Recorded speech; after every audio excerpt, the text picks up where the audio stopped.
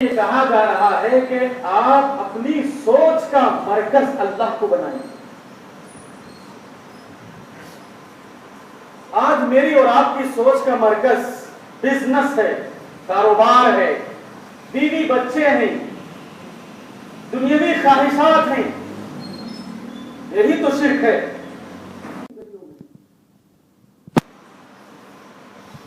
اللہ لا الہ الا ہو کا مطلب تیرے ضمیر پہ جب تک نہ ہو نزول کتاب، یہ نہ خوشا ہے نہ راضی نہ صاحب کشاف، جب تک قرآن کی ہر آیت کو تو اپنے اوپر نہ اتارے گا، تیرے سامنے دنیا کیا ہے آخرت کیا ہے کھل کے واضح نہیں ہو سکتی. رب کون ہے اور رب کے سوا کیا ہے یہ واضح نہیں ہو سکتا. تو اللہ لا الہ الا ہو کا مطلب یہ کہ تم اپنی سوچ کا مرکز، سول کنسرن اللہ کو بناؤ. اللہ ہی وہ عظیم ہستی ہے، وہ گریٹفل ہستی ہے کہ جس کو آپ اپنے ذہن کے اندر اسی کو جگہ دے سکتے ہو. کوئی اور اس لائق نہیں ہے کہ ہماری سوچ کا حصہ بن جائے اور ہمارے ذہن و دماغ اور دل میں جس کو بسا لے. اللہ کے سوا کوئی اور ایسی ہستی ہے ہی. الحی القیوم. اللہ دیکھیے اللہ کے جو صفات ہیں اسماء الحسنی، حقیقت میں وہ اس کے اندر بندوں کی کمزوریوں کا جواب ہے.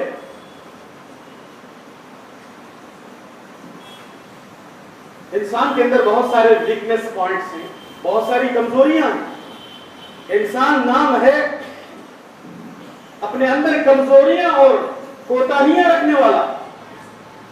اس کو جب تک ان کمزوریوں کا جواب نہ ملے وہ زندہ نہیں رہ سکتا.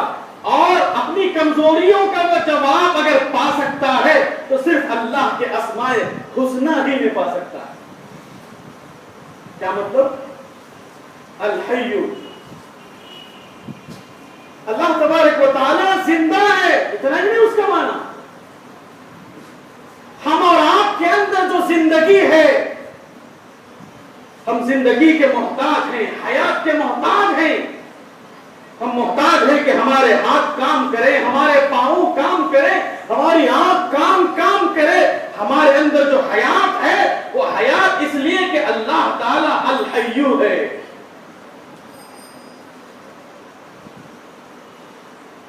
ہم حاجت مند ہیں، ضرورت مند ہیں زندگی کے. زندگی ہمیں چاہیے، حیات ہمیں چاہیے. تو یہ حیات اور زندگی ہمیں کہاں سے ملے گی؟ اللہ کی صفت الحی سے ملے گی کہ اللہ تو الحی ہے تبھی تو مجھے زندگی ملی ہوئی ہے.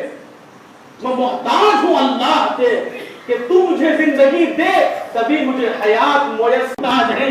اولیاء بھی محتاج ہیں. کائنات کے سارے انسانوں کو گھٹنے ٹیکنا پڑے گا رب کے القیوم والی صفت کے سامنے.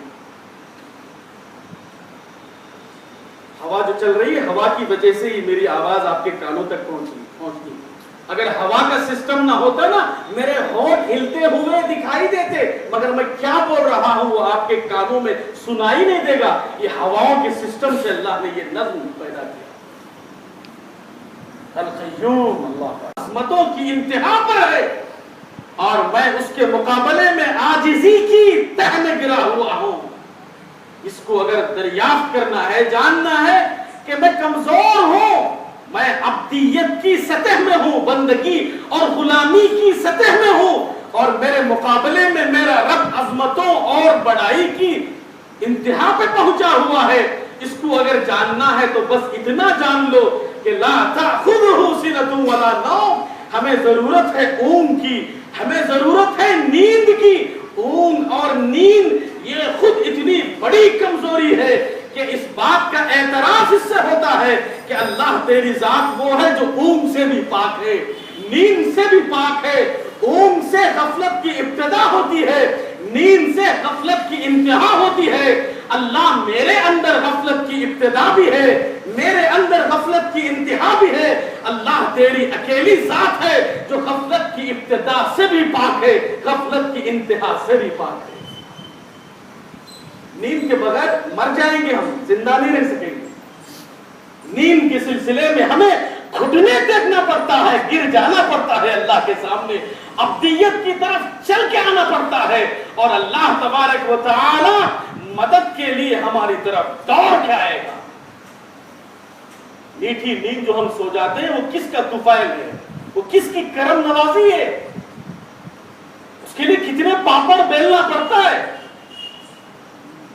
تو لا تأخذہ سنۃ ولا نوم میں جواب ہے ہماری کمزوری کا کہ انسان دن بھر کام کر کے تھک جاتا ہے، اگر اس کو رات کی نیند نہ ملے حیوان اور جانور ہو جائے گا، پاگل ہو جائے گا۔ اس معاملے میں وہ اپنی عاجزی کا اظہار کرنا پڑتا ہے، اللہ میں اپنی جگہ بہترین نوکری اور جاب والا کیوں نہ بنوں، بہترین بلڈنگ اور کار میرے پاس کیوں میسر نہ ہو، مگر نیند کے معاملے میں اللہ میں تیرا محتاج ہوں، تو نیند دے گا تبھی مجھے اطمینان اور سکون کی چین کی نیند میں سو سکوں گا۔ ہر صفت میں دیکھیے آپ، سلامتی، امن، شانتی، سکون انسان کی ضرورت ہے۔ انسان کہتا ہے اللہم انت السلام ومنک السلام والیک یرجع السلام، حینا ربنا فی السلام وادخلنا الجنت دار السلام۔ اللہ تیری صفت سلامتی والی صفت ہے۔ انسان کے پاس پیسہ ہو، انسان کے پاس بہترین بنگلہ ہو، انسان کو بہترین بیوی بچے میسر ہو، سلامتی اور سکون اس کے دل کو نہ ہو، اس کی دنیا کی زندگی جہنم کی زندگی بن جائے گی۔ اس معاملے میں بندے کو اللہ کا محتاج ہونا پڑتا ہے۔ اللہم انت السلام ومنک السلام، اللہ سلامتی تیری طرف سے ہی مجھے مل سکتی ہے۔ اسماء حسنہ کوئی معمولی نہیں،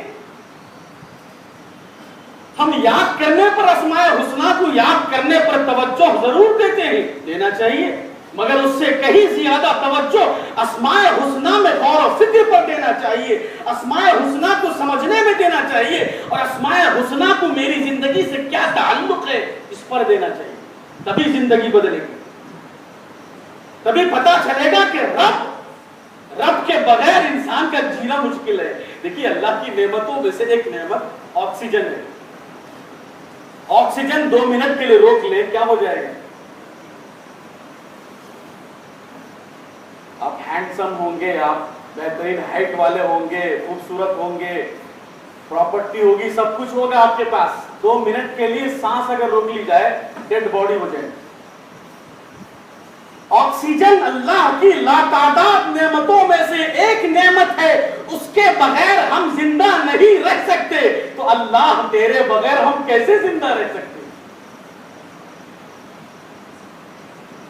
اسماء حسنہ، صفات علا بہت اہم ترین صفات ہیں، چیزیں ہیں کہ اس کے اندر ہماری کمزوریوں کا جواب ہے، منجا ہے، ملجا ہے۔ لہو ما فی السماوات و ما فی الارض، جب ساری کائنات اسی کی ہے، ساری کائنات کا مالک وہی ہے، اور ساری کائنات مملوک ہے۔ پیارے نبی بھی رب کے غلام، صحابہ بھی رب کے غلام، ہم بھی رب کے غلام اور رب کے بندے۔ لہو ما فی السماوات و ما فی الارض، الم تر ان اللہ انزل من الم تر ان اللہ یسبح له من فی السماوات والارض والطیر صافات کل قد علم صلاته وتسبیحہ، کہ کائنات میں جتنی بھی چیزیں، پلانٹس، سٹارز اور سارے کی ساری چیزیں اللہ تعالیٰ کی تسبیح اور پاکی بیان کرتی ہیں، سب کے سب مسلم ہیں۔ تو ہم کو بھی اللہ تعالیٰ کے حوالے اپنے آپ کو کر دینا چاہیے۔ جب ساری کائنات اللہ کی ہو چکی ہے تو مجھے اور آپ کو بھی اللہ کے ہو کے رہنا ہے۔ فرق یہ کہ کائنات اس کو آزادی نہیں دی گئی، اختیار نہیں دیا گیا، ہم کو اختیار دیا گیا، فرق اتنا ہی ہے، ہم اپنے اختیار اور اپنی مرضی سے اللہ کے بندے ہو جائیں۔ لہو ما فی السماوات و ما فی الارض من ذا الذی یشفع عنده الا باذنہ۔ دیکھیں کوئی کسی کی سفارش سے آخرت کے دن بچ جائے، کسی کے حق میں جہنم کا فیصلہ ہو چکا تھا، کسی کی سفارش سے جنت میں چلا جائے، ایسا ہرگز نہیں ہوگا۔ سفارش کا جس کو بھی موقع ملے گا وہ اللہ کی مرضی کا اعلان کرے گا۔ اللہ تعالیٰ اپنے مخصوص بندوں کی زبانی اپنی مرضی کا اعلان کروائے گا، نہ کہ سفارش کرنے والے کی مرضی کہ جو جہنمی تھے ان کو سفارش کے ذریعے سے سفارش کرنے والا جنت میں لے جائے گا۔ ایسا نہیں، ایسا نہیں۔ اس لیے کہ اللہ تعالیٰ جانتا ہے ہماری اگلی حالتوں کو، پچھلی حالتوں کو، بچپن سے لے کر بڑھاپے تک کے حالات کو جانتا ہے، کون کتنے پانی میں ہے سب اللہ جانتا ہے۔ کسی کی سفارش کسی کو جنت لے جانے کا ذریعہ نہیں بن سکتی۔ ہاں سفارش جو کریں گے وہ اللہ کی مرضی کا اعلان کریں گے، وہ اپنی مرضی کا اعلان ہرگز نہیں کریں گے۔ وَلَا يُحِيطُونَ بِشَيْءٍ مِّنْ عِلْمِهِ إِلَّا بِمَا شَاءَ۔ انسان کا علم محدود ہے اور اللہ تعالیٰ کا علم لامحدود ہے۔ ایک چڑیا سمندر میں چونچ لگائی، خضر نے موسیٰ سے کہا دیکھو اس کی چونچ کو جو تری لگی ہوئی ہے پانی کی، چونچ تو چکنی ہوتی ہے، پانی چکنے پہ نہیں ٹھہرتا، تو چونچ کو جتنی تری لگی ہوئی ہے وہ میرا اور آپ کا، تمام انبیاء کا اور ساری کائنات کا علم ہے۔ اس کے مقابلے میں جو سمندر ہے جس کی گہرائی کو اللہ کے سوا کوئی نہیں جانتا، وہ اللہ کا علم ہے۔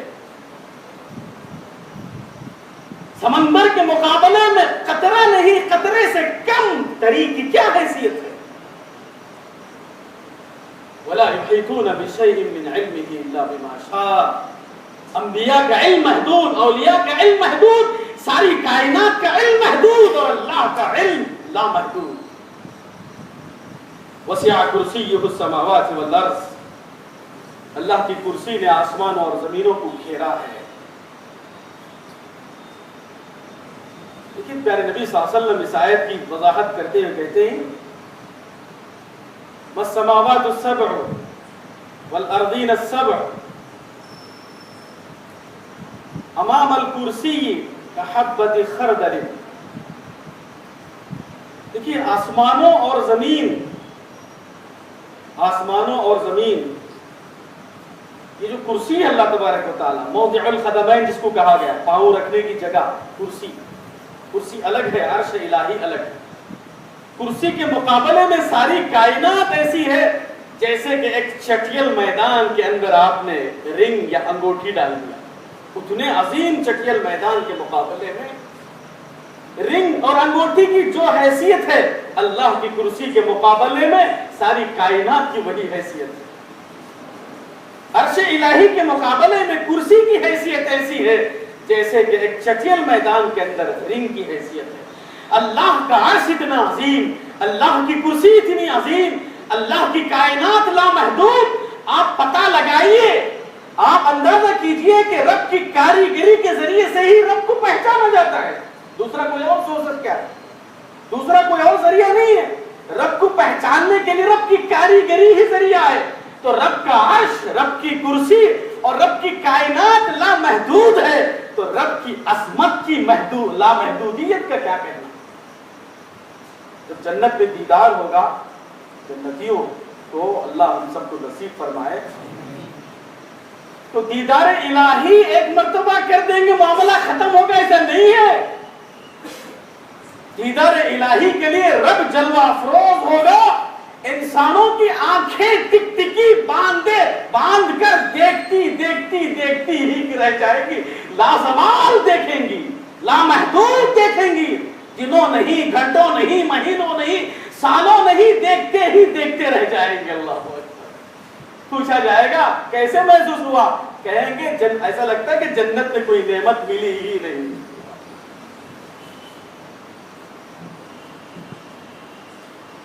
کہ رب کے دیدار کا شوق ایسے ہی پیدا نہیں ہوگا، اللہ شوق پیدا کر، اللہ شوق پیدا کر، اللہ شوق پیدا کر، نہیں ہوگا۔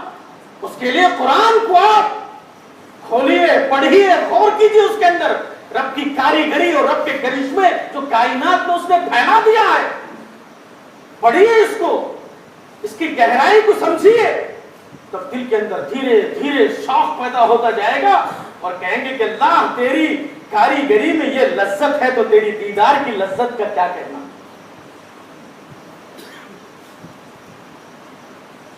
ایک چھوٹا سا ننھا منا بچہ پیدا ہوتا ہے کسی کے گھر میں، خوبصورت بچہ، چھوٹی سی ناک اس کی کتنی خوبصورت، چھوٹے سے ہونٹ اس کے، خوبصورت آنکھیں اس کی، چھوٹی سی انگلیاں اس کے، چھوٹے سے پاؤں اس کے، وہ چلتا ہے تو ایک لذت ملتی ہے، وہ دوڑتا ہے تو ایک لذت ملتی ہے، وہ مسکراتا ہے تو ایک لذت ملتی ہے۔ اور لوگ کیا کرتے ہیں رشتہ دار، 1 گھنٹہ 2 گھنٹہ ویسٹ کر کے مارکیٹ کے اندر اس کے لیے ایک نیا جوڑا لے کے آتے ہیں، آ کے دیکھتے ہیں، جب اس کو ہوتے کہ اس کا چہرہ باپ سے ملتا ہے، ماں سے ملتا ہے، دادی سے ملتا ہے، دادا سے ملتا ہے، ساری باتیں کرتے ہیں، جو کرنے کی بات ہے وہ نہیں کرتے کہ اللہ یہ کیسا حسن ہے اس بچے میں، کیسی کاریگری تیری۔ ایک معمولی سا خطرہ تھا، لوگ پتھر کو تراش کر خوبصورت مورت بناتے ہیں، اور تو نطفے کو، پانی کے قطرے کو تراش کر اللہ خوبصورت سانچے میں ڈال دیتا ہے، قطرے کو خون کے ٹکڑے سے، پھر گوشت کے ٹکڑے سے، پھر ہڈیوں کے ڈھانچے سے بدلتا ہے، ہڈیوں کے ڈھانچے پہ پھر گوشت چڑھاتا ہے، پھر اس کے اوپر چمڑی چڑھاتا ہے۔ فتبارک اللہ احسن الخالقین، اللہ تیری کاریگری ایسی حسین ہے، تیری کاریگری میں ایسا حسن و جمال ہے، اللہ تیری ذات کے حسن و جمال کا کیا کہنا۔ تو اس طرح سے آدمی سوچے، یہ اللہ کا تعارف ہے، یہ سنریہم آیاتنا فی الآفاق وفی انفسہم۔ انسان خود اپنی ذات کے اندر غور و فکر کرے کہ کتنی عجیب عجیب چیزیں اللہ نے دیا ہے۔ پھر یہ آفاق اور انفس، یہ آفاق کے اندر یہ سولار سسٹم پر غور کیا جائے، اسٹارز پر غور کیا جائے، پلانٹس پر غور کیا جائے، پلانٹ ارتھ پر غور کیا جائے کہ جو لائف سپورٹ سسٹم انسان کو زندہ رہنے کے لیے جو چیزیں ضروری ہیں وہ صرف اس زمین پر ہی مہیا ہیں، کسی اور پلانٹ پر وہ سہولتیں نہیں ہیں۔ جب انسان اس کائنات کو لے کر سوچتا ہے، غور و فکر کرتا ہے، حتی یتبین لہم انہ الحق، اس کے دل سے یہ آواز زبان سے نکلتی ہے، اللہ تو ہی سچا معبود برحق ہے، تیری عبادت میں کوئی اور شریک ہو ہی نہیں سکتا۔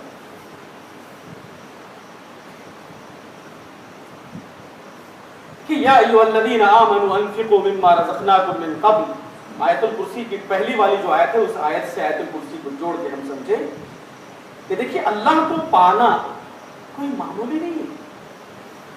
اللہ کو پانا یا اللہ پر ایمان لانا ہم کوئی سادہ معنی لیتے ہیں، اس کا ایسا نہیں ہے۔ یہ آدمی آم کھاتا ہے، میٹھا آم، کھانے کے بعد دس سے مس نہیں ہوتا، کھانے سے پہلے کیسا تھا کہ کھانے کے بعد بھی ویسا ہے، بولے تو اس نے آم کھایا ہی نہیں۔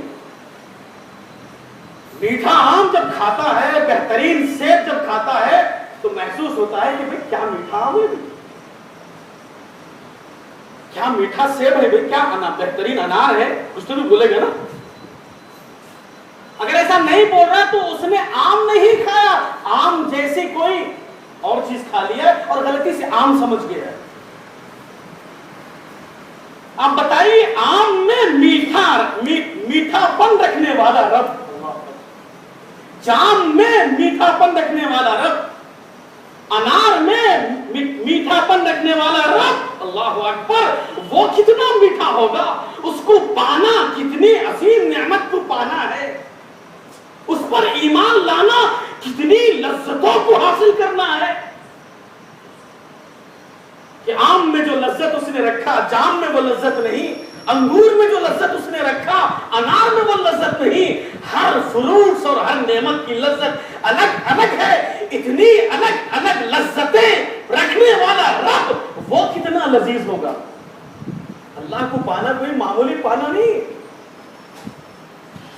اگر ہمارے اندر اللہ کا نام سن کر، اس کے صفات کا نام سن کر اگر زلزلہ ہمارے دلوں میں پیدا نہیں ہوتا ہے، ہم نے اللہ کو نہیں پایا ہے، کسی اور چیز کو پایا ہے اور سمجھ رہے کہ ہم نے اللہ کو پا لیا۔ دیکھیے اللہ کو پانا انفاق کی قیمت پر ہوتا ہے۔ آیت الکرسی سے پہلے جو آیت ہے انفقوا مما رزقناکم، انفاق کی قیمت پر ہوتا ہے. جو اللہ کو پا لیتا ہے نا اس کو ایسی روشنی ملتی ہے کہ دنیا کے اندر وہ بھٹکے بغیر، گمراہ ہوئے بغیر وہ جنت تک پہنچ جاتا ہے. اللہ کو پانا کوئی معمولی بات نہیں. قدم قدم پہ اللہ کی رہنمائی اسے حاصل ہوگی. گھر سے وہ نکلے گا کاروبار کے لیے، اللہ کی روشنی میں اس کا کاروبار ہوگا. گھر سے وہ نکلے گا اللہ کے دین کی سربلندی کے لیے، اللہ کی نگرانی میں اس کا کام ہوگا. فرشتے اس کی مدد کریں گے. وہ شیطان کے حوالے نہیں ہو سکتا. اللہ کو پانے کا یہ مطلب ہے.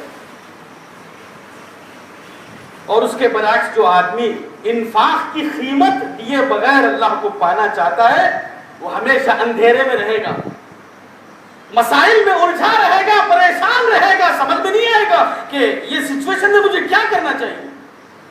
اس لیے دیکھیے کئی لوگوں سے بارش کی کوئی شکایت کرتا ہے.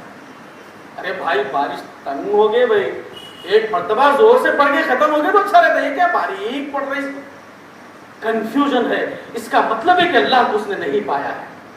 پایا ہوتا تو شکر میں گزارتا. اپنے الفاظ شکر کے ہوتے، ناشکری کے نہیں ہوتے. اس لیے کہ جنتی انسان کی شخصیت وہ شکر والی ہوتی ہے، ناشکری والی نہیں ہوتی. آدمی شکر کرتا ہے تو جنت سے قریب ہوتا ہے، ناشکری کرتا ہے تو وہ جہنم کے قریب ہو جاتا ہے.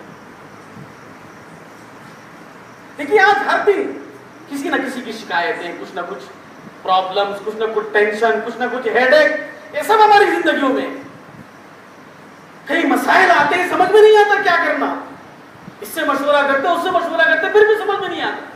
اور بعض اوقات مشورہ کیے بغیر ختم پڑھا دیتے، ہمیشہ کے لیے پچھتاوا شروع کر دیتے. یہ اس بات کی نشانی ہے کہ انفاق کی قیمت پر ہم نے رب کو نہیں جانا.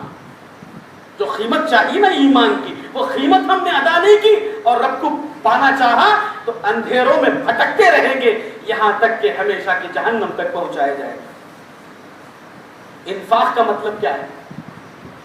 انفقوا مما رزقناکم من قبل ان یأتی یوم لا بیع فیہ ولا خلۃ ولا شفاعہ. انفاق کا مطلب کیا ہے؟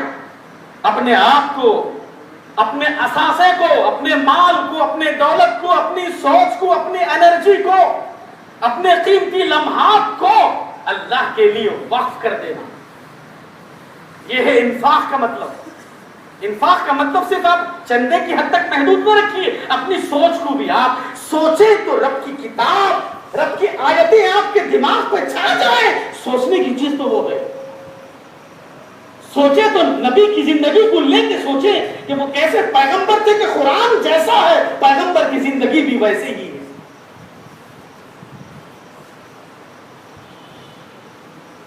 تو اپنے آپ کو بھی وقف کر دے اور اپنے اثاثے کو بھی وقف کر دے اور اپنی مصلحتوں کو قربان کر کے دین کی طرف آگے بڑھے. بہت سارے لوگ سچائی معلوم ہوتی ہے ان کو اپنانے کے لیے کچھ مفادات ان کے ٹوٹتے، ان کے پیٹ پر لات پڑتی ہے، یہ ڈر کر وہ جو ہے نا سچائی کے راستے کو چھوڑ دیتے ہیں. تو انفاق کی قیمت ادا کرنے کا مطلب کہ کوئی آدمی اللہ تعالیٰ کو پانے کے لیے انفاق کی قیمت دیتا ہے تو اس کا مطلب ہے کہ وہ سنسر ہے، سنجیدہ ہے. جو آدمی سنجیدہ ہوتا ہے دین کے معاملے میں، اس آدمی کے سامنے ہی اللہ تبارک و تعالیٰ کی پہچان، جنت کی پہچان، جہنم کی پہچان اور اس کو اس دنیا میں کیا کرنا ہے، متعلق چیزیں کیا ہیں، غیر متعلق چیزیں کیا ہیں، اس دنیا کی زندگی سے اللہ کیا چاہتا ہے، وہ سب بھید اس کے سامنے کھلیں گے اور اس کے مقصد کے بیچ گہرا تعلق ہوگا. یہ ہے کہ اللہ کو پانے کی جو انفاق کی قیمت ہے وہ دینے پر یہ چیزیں ملیں گی. اس کے بجائے اگر آدمی انفاق کی قیمت دے کر اللہ کو پانا نہیں چاہتا وہ دین کے معاملے میں غیر سنجیدہ ہوگا اور دین کے معاملے کو، آخرت کے معاملے کو وہ بہت آسان معاملہ سمجھے گا. آسان معاملہ اس طرح سمجھے گا، بھائی رمضان آیا تو روزے رکھ لو، تراویح پڑھ لو، جمعہ کی نماز ادا کر لو، 5 وقتہ نمازیں ادا کر لو. بس جو رسمی رسمی اعمال ہیں، سادہ سیدھا طور سے ہر انسان کر سکتا ہے، کوئی مشکل نہیں. بس ان چیزوں کو اپنا لے گا اور سمجھے گا کہ آخرت میں بیڑا پار ہو جائے گا، آخرت میں کامیابی مل جائے گی. اس لیے کہ وہ سنجیدہ نہیں، غیر سنجیدہ ہے. اور اس کو یہ احساس ختم ہو جاتا ہے کہ قیامت کا دن کس کو کہتے ہیں. قیامت کا دن وہ دن ہے جس دن رب اپنے پورے جلال کے ساتھ ظاہر ہوگا. یوم یقوم الروح والملائکۃ صفا، جبریل امین صف بستہ ہوں گے، سارے ملائکہ صف میں کھڑے ہوں گے، اور اس دن سارے کی ساری زبانیں چپ ہو جائیں گی. اتنا ہولناک دن ہوگا، ہیبتناک دن ہوگا، رب جلوہ افروز ہوگا. لا يتكلمون الا من اذن له الرحمن وقال صوابا. اس دن کو بھول جائے گا، اس لیے کہ غیر سنجیدہ ہے دین کے معاملے میں. دیکھیے ہم سب اس میں آتے ہیں، کاروبار میں ہم سنجیدہ ہیں، بیوی بچوں کے معاملے میں سنجیدہ ہیں، بلڈنگ اور کار کے معاملے میں ہم سنجیدہ ہیں. اسی قدر سنجیدہ آخرت کے معاملے میں ہیں کیا؟ نہیں. ہمارے باوا روزہ رکھتے تھے، چلو روزہ رکھ لیں گے ہم بھی، جنت مل جائے گی. نماز پڑھتے تھے، بس پڑھ لیں گے. شکر کیا ہے، صبر کیا ہے، سنجیدہ ہیں اس میں. صبر کیا ہے اور بے صبری کیا ہے، سنجیدہ ہے اس میں. دنیا اور آخرت کا بیلنس کیا ہے، اس میں سنجیدہ ہے ہم لوگ. اللہ کی محبت کیا ہے، غیر اللہ کی محبت کیا ہے، اللہ کی محبت کو پانے کے لیے غیر اللہ کی محبت کو کھونا پڑے گا، اس میں سنجیدہ ہیں ہم؟ نہیں ہے. اتنا سادہ سمجھتے ہیں کہ بس چلو اتنے رکعت پڑھ لو، اتنے کلمات ادا کر لو، اتنے بار سبحان اللہ، اتنے لاکھ پڑھ لو، عذاب قبر ہمیشہ کے لیے ختم ہو جائے گی. یہ کیا ہے؟ بس مرتے ہوئے جو ہے کہہ دو کہ چند قرآن پڑھ کے بخشوا دیا جائے، ٹرانسفر ہو جائے. اتنا سادہ ہم سمجھتے ہیں دین کے معاملے میں.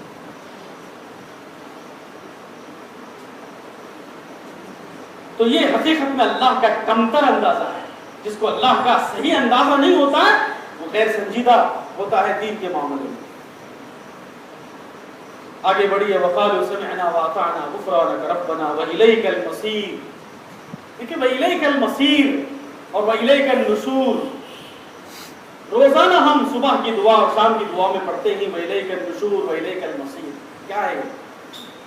ہم صبح کی شام کی دعا میں پڑھتے ہیں اللہم بک امسینا، آگے پڑھیا، وبک اصبحنا وبک نحیا. یاد دی کیا بھائی؟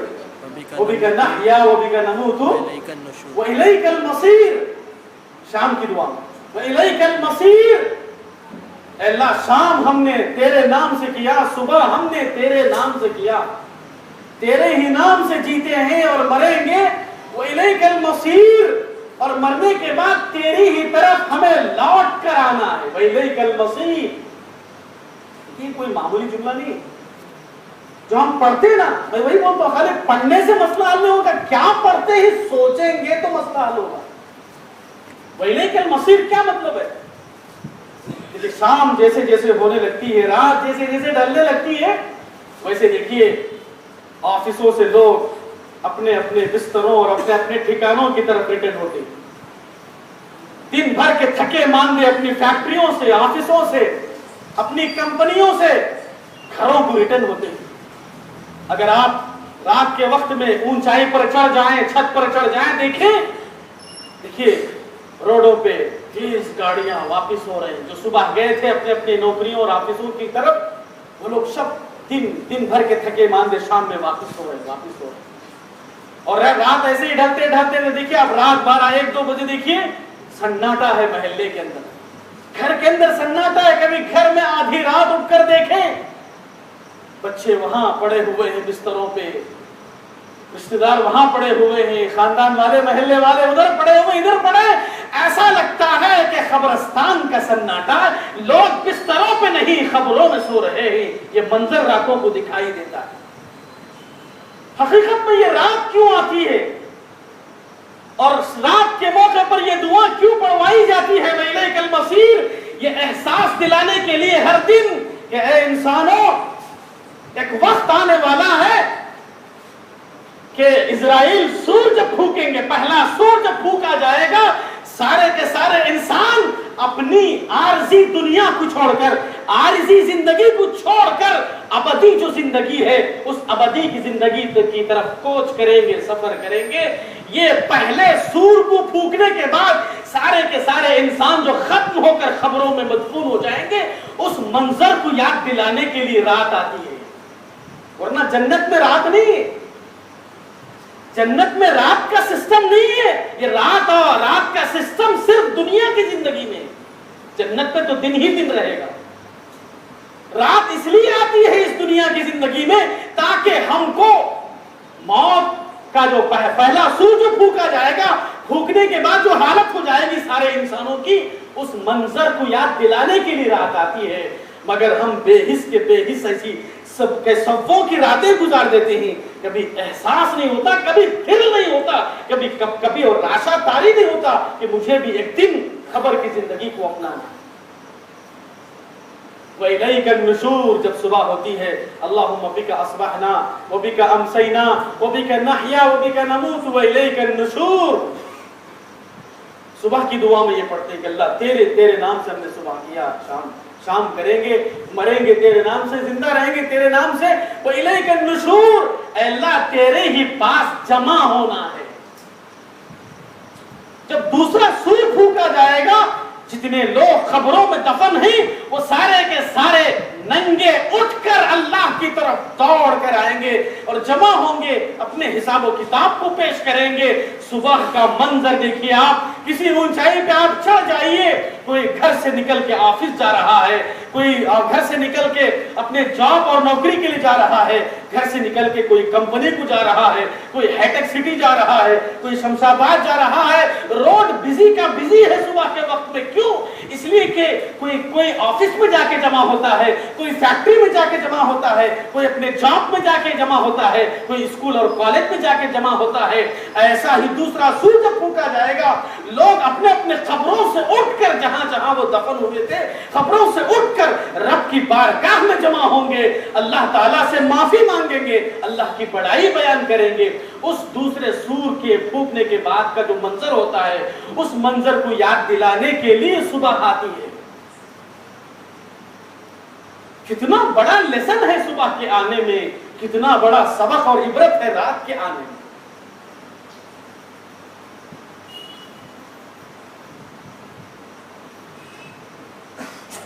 ایک دعا ہے سورہ بقرہ کے اخیر میں، ربنا لا تؤاخذنا ان نسینا واخطانا ربنا ولا تحمل علينا اصرا كما حملته على الذين من قبلنا ربنا ولا تحملنا ما لا طاقة لنا به واعف عنا واغفر لنا وارحمنا انت مولانا فانصرنا على القوم الكافرين۔ یہ کوئی معمولی دعا نہیں ہے، بار بار میرا کہنے کا مطلب یہی ہے میرے بھائی، ہم پڑھ لیتے ہیں، پڑھنے سے نہیں ہوگا بھائی، پڑھنا کوئی غلط، میں بولتا ہوں پڑھنا ہی نہیں چاہیے، ایسا تو میں نے نہیں کہا نا۔ تجوید سیکھنا یا قرآن کو اچھے انداز میں پڑھنا، تلاوت کرنا اپنی جگہ ہے، اس سے تعلق ہوگا اللہ کی کتاب سے۔ جب تک آپ اس کے گہرے معانی کو نہیں سمجھیں گے، ان آیتوں میں کیا لیسن ہے، کیا سبق ہے، اس کو نہیں جانیں گے، تو پھر پڑھنا اور نہیں پڑھنا دونوں برابر ہے۔ بخاری شریف کی حدیث ہے، حضرت عائشہ صدیقہ رضی اللہ عنہا نے فرمایا، اولئک الذین قرأوا ولم یقرأوا، لوگ قرآن کو بغیر سمجھے کے پڑھیں گے، انہوں نے تو پڑھا ہی نہیں ہے۔ پڑھیں گے قرآن مگر بغیر سمجھے کے پڑھیں گے۔ عائشہ رضی اللہ عنہا فرماتی انہوں نے پڑھا ہی نہیں، پڑھ کر بھی نہیں پڑھا۔ لیکن وہ حدیث وہ جانتی تھی، عائشہ حدیث رضی اللہ عنہا وہ حدیث جانتی تھی کہ الف ایک حرف ہے، لام ایک حرف ہے، میم ایک حرف ہے۔ حضرت عائشہ کو بھی یہ حدیث معلوم تھی، ہم کو ہی نہیں، کہ ایک ایک حرف پر 10 نیکیاں ضرور ہیں۔ وہ کس تدبر کے ساتھ پڑھیں گے تو 10 نیکیاں ہیں، بغیر سمجھے کے پڑھیں گے تو نیکی کیوں ملے گی؟ کہہ تو دے گا اللہ بولیے۔ صبح سے شام تک کوئی مزدور کام نہیں کرا، اب وہ مزدوری پوچھا دیں گے آپ؟ بھائی موبائل بھی پڑھ لیتا ہے قرآن، موبائل بھی قرآن پڑھ لیتا ہے۔ کسی غیر مسلم بچے کو بلا کے اگر پڑھوائیں گے نا سورہ فاتحہ، وہ بھی پڑھ لے گا۔ اور میں تجربے کی بات بتاتا ہوں کہ ملہاری کے اندر ایک محمدیہ کالج ہے، اس کے اندر غیر مسلم بچی بوٹ لگا کے تھی باقاعدہ اور نوز پیس کے ساتھ، چھوٹی سی بچی. پہنچے تو باقاعدہ بلایا گیا اس کو. اما یتسالون کے بڑے بڑے سورے پڑھ کے سنائی بچی ہو. اب بتائیے بوٹ لگائی ہوئی ہے، غیر مسلم گھرانے کی ہے اور سورے پڑھ رہی ہے، کیا ثواب مل جائے گا؟ بغیر سمجھے کے پڑھیں گے تو کیسے ثواب ملے گا مجھے؟ تو قرآن کریم پڑھتے ہیں ہم، اس سے اعتراض نہیں ہے، مگر تھوڑا ایک اور مزید کوشش کیجئے، سمجھنے کی بھی کوشش کیجئے. جب آپ کو پڑھنے کا شوق ہے تو اس سے زیادہ سمجھنے کا شوق ہونا چاہیے. تو بہرحال کہ یہ جو دعائیں ہیں ربنا لا تؤاخذنا ان نسینا واخطانا، بہت عظیم دعا ہے. دیکھیں دعا کیا ہے، اصل دعا کو سمجھنا ہے. مولانا دعا کیجئے دعا کیجئے دعا کیجئے، درخواستہ بہت کرتے رہتے. اس کے علاوہ ہم خود بھی دعائیں کرتے، مگر کون سی دعائیں کرتے؟ جو یاد کر لیے نا، ربنا آتنا فی الدنیا حسنہ وفی الآخرۃ حسنہ، کرتے رہتے. دعا کس کو بولتے ہیں اصل سمجھیے آپ. دیکھیے دل کے اندر جو احساس پیدا ہوتا ہے نا، احساس کس چیز کا احساس؟ اللہ تو عظیم ہے، تو بہت بڑا ہے، اور میں تیرے مقابلے میں زیرو کی حیثیت رکھتا ہوں، بہت چھوٹا ہوں. جب یہ احساس دل میں پیدا ہوتا ہے نا، قرآن کریم کے مطالعے کے ذریعے سے، احادیث کے مطالعے کے ذریعے سے جب یہ احساس پیدا ہوتا ہے نا، یہ احساس جب پیدا ہوتا ہے نا، تو آدمی چاہتا ہے کہ سارے دل کے رازوں کو اللہ کے سامنے میں پیش کروں، اللہ کے سامنے میں چھپ چھپ کے بولوں کہ اللہ واقعی میں تیرا بندہ ہوں اور بندگی ہی میں مجھے لذت ملتی ہے. اللہ میں تیری سچی تعریف کے لائق تیری ہی ذات ہے، اس لیے کہ میرے نزدیک عظیم تو تو ہی ہے اور باقی سب چھوٹے ہیں اور میں بالکل تیرے سامنے عاجز ہوں. جب آدمی تنہائی میں چاہتا ہے کہ اپنے جذبات کا اظہار کرے اللہ سے، آدمی جس کو چاہتا ہے نا وہ سوچتا ہے کہ بھائی اپنی چاہت کا اظہار کرو بھائی. تو اللہ عظیم رب کو چاہنے والا جو مومن ہوتا ہے، اس کے جذبات اور احساسات دل کے اندر سمندر کی طرح پیدا ہوتے ہیں. وہ اپنے جذبات اور احساسات اللہ کے سامنے پیش کرنا چاہتا ہے اور وہ یہ کہنا چاہتا ہے کہ اللہ معبود برحق، تجھے میں نے بنایا ہے، اپنے آپ کو میں نے بندہ بنایا ہے. جب یہ احساس اور جذبات جب اس کے زبان سے نکلتے ہیں نا، اسی کا نام دعا ہے، اسی کا نام دعا ہے، دل کے درد کا نام دعا. اب آئیے یہ جو دعا ہے سورہ بقرہ کی آخری دعا، صحابہ کرام کی زبانی یہ دعا ہوئی تھی، ربنا لا تؤاخذنا ان نسینا او اخطانا. یہ کیا عجیب دعا ہے. اللہ اکبر. جب آدمی اللہ کو عظیم اور اپنے آپ کو بہت حقیر کے طور پر جب ڈسکور کرتا ہے، دریافت کرتا ہے، پہچانتا ہے، تو وہ اپنے اعمال کو بھول جاتا ہے. میں کیا عمل کیا ہوں وہ بھول جاتا ہے، کیا نہیں کیا ہوں اس پر اس کی نظر ہو جاتی ہے. اللہ، وہ یہ نہیں کرتا کہ اللہ میں اعمال لے کے تیرے دربار میں آیا ہوں تو قبول کر دے، ایسا نہیں بولتا ہو، ایسا نہیں بولتا ہو، بلکہ یہ بولتا ہے کہ اللہ تو کامل ہے اور میں ناقص ہوں، تو کامل ہے میں ادھورا ہوں، میرا عمل مکمل کیسے ہو سکتا ہے، میرا عمل بڑا کیسے ہو سکتا ہے، میرا عمل چھوٹا رہے گا اور چھوٹے عمل میں بھی لغزشیں زیادہ رہیں گی، نقص بہت رہے گا. ربنا لا تؤاخذنا ان نسینا واخطانا. اے اللہ میں ناقص انسان، میں ادھورا انسان، میں عاجز بندہ، تیری کبریائی کے مقابلے میں میری کیا حیثیت، میرے اعمال کا کیا وزن کہ اللہ جو کچھ چھوٹا سا عمل جو کیا نا وہ بھی ان نسینا او اخطانا، اس میں بہت ساری غلطیاں ہوگی، کوتاہیاں ہوگی. لا تؤاخذنا، ان کوتاہیوں اور لغزشوں پر گرفت نہ فرما. ہماری حالت کیسی ہے؟ ہمارا عقیدہ صحیح، عمل سنت کے مطابق جنت الفردوس میں اللہ ہم کو داخل نہیں کرا تو کس کو کرتا؟ اس کا مطلب ہے کہ اللہ کو عظیم نہیں سمجھا ہم نے. عظیم سمجھے ہوتے اس کے مقابلے میں اپنے آپ کو حقیر سمجھتے، کیا کیے ہیں اس پر نظر نہیں ہوتی، کیا نہیں کیا میں نے اس پر نظر ہوتی. یہ دعا خود بتلا رہے دیکھیں، ربنا لا تؤاخذنا ان نسینا واخطانا، ربنا ولا تحمل علينا اسرا كما حملته على الذين من قبلنا. بڑی عجیب الفاظ ہیں. قرآن کریم جو الفاظ بولتا ہے نا، ایسا لگتا ہے کہ انسان کے نیچر کا وہ मॉडल है, नेचर की बातें, उसके दिल के दर्द है। कहा कि हमारे परवरदिगार वला तहमिल अलैना इसरन, हमारे ऊपर ऐसी मशक्कत, ऐसी तकलीफ, ऐसी मुसीबत न डाल जो हमसे पहले लोगों पर डाली गई थी। क्या मतलब है इसका? इसरन एक लफ्ज है अरबी में, इसरन, वो तकलीफ, वो मशक्कत जो हमसे पहलों पर आई वो न डाल। कैसे कैसे वाक़या सुनते ना हम, ईमान लाने वालों को आरों से चीरा गया, कैसी मशक्कत, वो हमसे बर्दाश्त हो सकती है?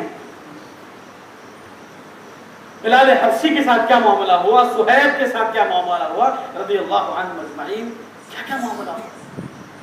पहाड़ जैसे सहाबा, बड़ी बड़ी मुसीबतों के तूफान उन पे आ रहे थे। पूछा अल्लाह के पैगंबर से, मता नसरुल्लाह, अल्लाह के नबी, अल्लाह की मदद कब आएगी? प्यारे नबी फरमाते, शुक्र अदा करो, तुमसे पहले लोग ईमान लाते तो आरों से चीर दिया जाता। सुमैया रज़ियल्लाहु अन्हा के साथ क्या किया गया? आप सोचिए कि ये क्या था हकीकत में? ये मजहबी जबर था। हमसे पहले का जो दौर था ना, उस दौर के अंदर आजादी नहीं थी किसी भी इंसान को मजहब कबूल करने के सिलसिले में, आजादी नहीं थी। उसको कहते हैं अंग्रेजी में रिलीजियस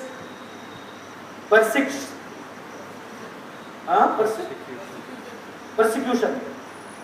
तो मजहबी जबर था पहले दौर में, अरे मजहबी तौर से जकड़ दिया जाता था। बादशाह ईसाई होता, सारे लोगों को ईसाई बनना पड़ता। कोई इस्लाम कबूल करता तो उसका मतलब ये कि वो अपनी गर्दन कटाना है, वो अपने आप को मिटाना है, ये मतलब होता है ईमान लाने का। तो उस दौर को सामने रखकर सहाबा ने दुआ किया कि अल्लाह, वो मुसीबतें हम पे नहीं आनी चाहिए जो हमसे पहले लोगों पर आई। लेकिन वो दुआ हमारे हक में कबूल हो गई।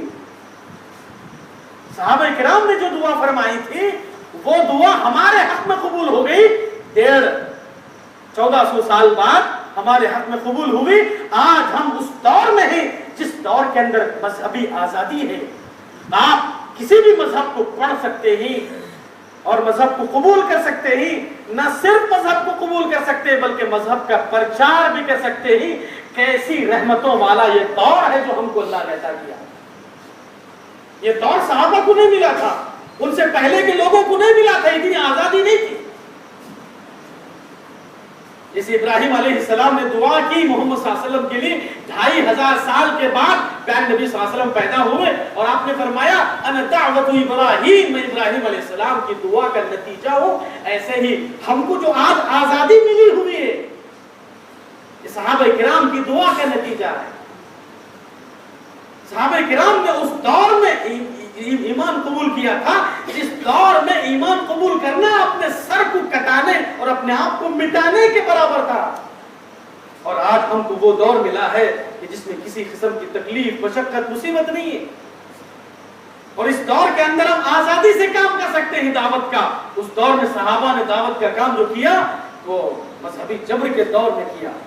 तो रब्बना वला तहमिल अलैना इसरन कमा हमलतहु अलल लज़ीना मिन क़ब्लिना रब्बना वला तुहम्मिलना मा ला ताक़त लना बिह। इसका मतलब देखिए कि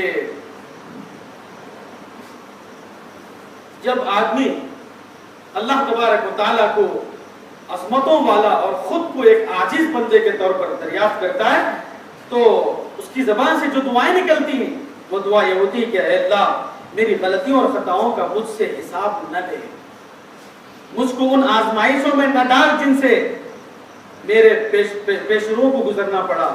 ऐ अल्लाह मुझसे थोड़े अमल को कबूल कर ले क्योंकि मेरे अंदर ज्यादा अमल की ताकत नहीं। ऐ अल्लाह जब तू मेरा हिसाब ले तो मेरे साथ मुआफी और दरगुजर का मामला फरमा और मुझको अपनी रहमतों में साया दे।